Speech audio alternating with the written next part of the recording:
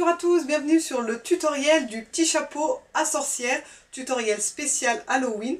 J'ai réalisé le patron pour ce chapeau de la taille 9 mois jusqu'à adulte, environ 57 cm au niveau du périmètre crânien. Il y a donc de quoi en faire pour toute la famille. Le patron est à votre disposition, vous pouvez le télécharger gratuitement. Il est disponible à 2 endroits, je vous mets les liens juste en dessous de la vidéo dans la description. Alors vous verrez, c'est vraiment rapide à faire et plutôt simple. J'espère que vous vous amuserez bien à réaliser des jolis petits chapeaux et n'oubliez pas de partager avec moi les photos de vos petits sorciers, petites sorcières. Voici le patron que vous pouvez donc télécharger avec toutes les tailles, avec des traits de couleur différents. Vous avez ici le plan de coupe avec les lettres à faire correspondre afin d'obtenir votre patron en taille réelle. N'oubliez pas de l'imprimer à 100% et de l'ouvrir de préférence avec le programme Adobe ou Edge. Une fois imprimé, voici ce que vous obtenez pour le haut du chapeau et pour le tour, le bord du chapeau. Vous n'avez plus qu'à couper votre patron dans la taille désirée. Et voici donc les deux pièces que l'on obtient. Ensuite, pour le placement sur le tissu, attention de bien respecter le droit fil ici. Ici, j'ai ma lisière, mon droit fil est bien parallèle à la lisière. Ne mettez surtout pas votre petit haut de chapeau comme ceci pour essayer d'économiser du tissu. Et le bord du chapeau, il se plie dans la pliure. On plie donc notre tissu comme ceci. On positionne le patron ici dans la pliure et on découpe sur l'extérieur et sur l'intérieur. Ces deux pièces sont à découper dans votre tissu principal, dans la doublure et dans votre thermocollant. Moi, ici dans mon projet, j'utilise de la Visdin H250. Et voici nos pièces découpées. Et là, j'ai donc thermocollé mes deux tissus principaux. Ensuite, je prends mon triangle ici qui correspond donc au haut du chapeau et j'aligne ces deux lignes ici comme ceci pour pouvoir piquer ici à 1 cm. On fixe et on passe à la machine. Et je fais la même chose sur la doublure. Mettez-vous bien endroit sur endroit et on va faire la même couture ici.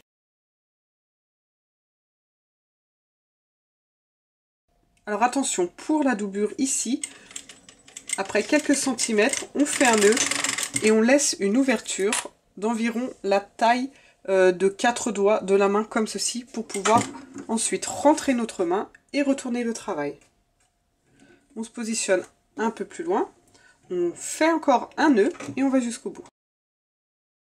Ici, on peut déjà cranter, dégarnir notre valeur de couture en coupant un triangle dans l'autre sens comme ceci pour éviter d'avoir des surépaisseurs lorsque l'on va retourner notre chapeau.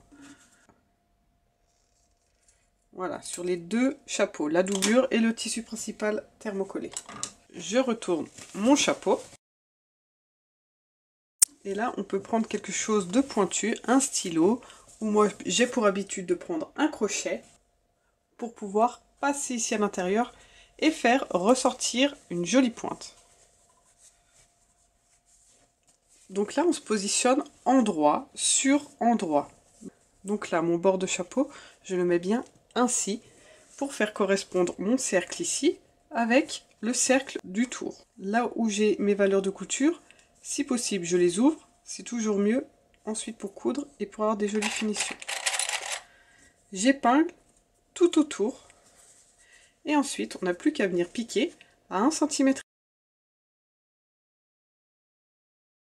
Si vous avez des petites différences comme ça, n'hésitez pas à bouger un peu vos épingles pour répartir vos mesures des deux cercles afin qu'elles correspondent partout. Voilà ce que l'on obtient.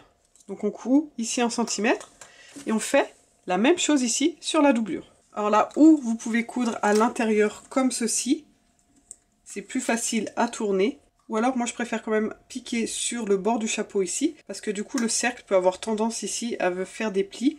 Et si je pique de ce côté, je ne peux pas voir ce qui se passe de l'autre côté.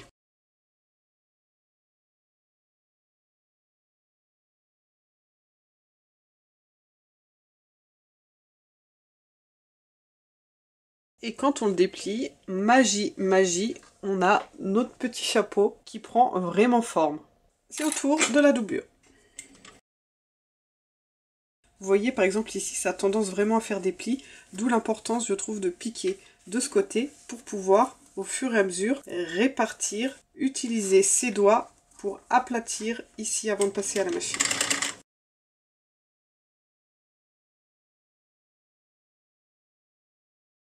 Voilà, l'autre petit chapeau. J'ai oublié de préciser si vous voulez mettre un élastique ou un petit ruban pour pouvoir attacher le chapeau autour du cou de l'enfant, il fallait le faire à cette étape sur la doublure.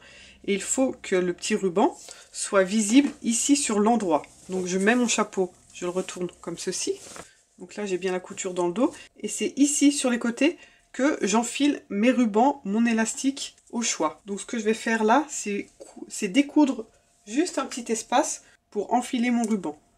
L'idéal, bien sûr, c'est de le faire déjà avant. Vous les positionnez avant de coudre tout autour. Ça évite de découdre. Donc de ce côté et pile en face. Donc là, je sépare mon ruban en deux. Et je viens le faufiler donc bien sûr l'endroit. Hein. Je ne le mets pas ici, sinon il va se retrouver sur l'envers de mon chapeau. Il est fixé d'un côté et de l'autre. Je vérifie qu'il tombe bien en face. Et là, du coup, je refais ma petite couture pour boucher les trous. J'espère que vous appréciez ce tutoriel, n'hésitez pas à me mettre un petit like ou un petit commentaire, ça m'encourage. Et si vous n'êtes pas abonné, faites-le bien et surtout cliquez sur la petite cloche pour activer les notifications. Comme ça vous serez au courant de tous les tutoriels à suivre. Et vous êtes sûr de ne pas rater les autres tutoriels sur le thème d'Halloween, comme le petit seau avec anse amovible ici, ou bien encore le panier citrouille. Voilà, donc j'ai mes deux chapeaux, celui en tissu principal et la doublure. Maintenant, je vais les assembler sur tout le périmètre ici. Donc, je me mets bien endroit sur endroit. Donc là, par exemple, mon chapeau est déjà à l'endroit. Je viens positionner celui-ci par-dessus. Et je fais correspondre les coutures. C'est-à-dire que là, j'ai ma couture. Et ici, elle est là. Donc, je me mets couture sur couture. Donc là, on est obligé de ressortir la pointe. Hein, pour que ça aille bien jusqu'au fond. Donc là, j'ai bien mes deux coutures en face. Et j'assemble ici. Alors si vous avez vos petits rubans comme ceci, faites bien en sorte qu'ils soient à l'intérieur, sinon il va y avoir un petit accident, ils vont être pris en couture ici sur le bord du chapeau. Alors normalement ça va tout seul parce que c'est exactement les mêmes. Et on passe à la machine. Donc on commence n'importe où et on vient finir au même endroit, pas besoin de laisser d'ouverture étant donné qu'on retournera par ici où on a laissé l'ouverture tout à l'heure.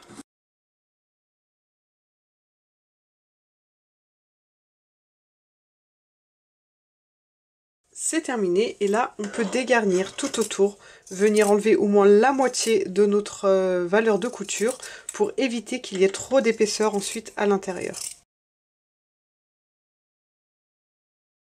Si vous avez des petits fils, on fait le ménage ici tout autour. Et grâce à notre ouverture ici, on retourne tout le chapeau. Donc là, je viens chercher la pointe de mon chapeau principal et petit à petit, on tire vers l'extérieur. Et donc là, c'est l'intérieur de mon chapeau, on est d'accord. Ça va venir à l'intérieur là-bas au fond. On peut passer au fer pour bien aplatir ici son petit chapeau, le bord de son chapeau. Et si on veut, on peut même faire une surpiqûre tout autour ici. Ça permettra de rigidifier un peu le bord ici et de faire en sorte à ce que la doublure ne vienne jamais rouler sur l'extérieur. Et ici à l'intérieur, il va falloir refermer cette petite ouverture. Étant donné que c'est vraiment à l'intérieur que ça ne sera pas visible, je vous conseille de faire une surpiqûre, c'est l'option la plus simple. Sinon, vous pouvez refermer à la main avec un point invisible. Il y a une vidéo à ce sujet si vous cliquez sur le lien ici en haut à droite. Ou alors, vous pouvez aussi opter pour de la colle textile. Ça fonctionne très bien. Alors moi, je vais repasser ici plutôt sur la doublure que sur mon lainage. Parce qu'au fer trop chaud, il n'aime pas. Les poils fondent et viennent coller la semelle de mon fer. Selon le tissu que vous avez, c'est bien plus simple évidemment de repasser comme ceci.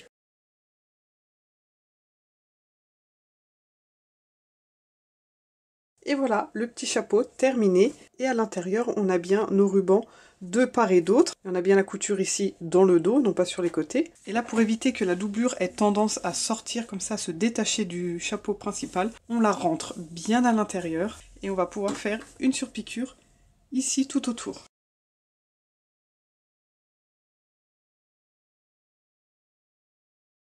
Et moi, parce que c'est une petite sorcière chic et toute gentille, je vais lui mettre une petite dentelle ici avec des cœurs.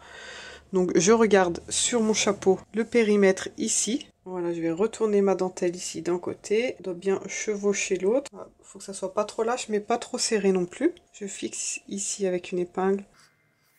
Et je vais faire une couture ici à la main. Vous pouvez très bien le faire à la machine aussi. C'est terminé, hop, on remet nos dentelles, bien la couture dos ici sur le dos.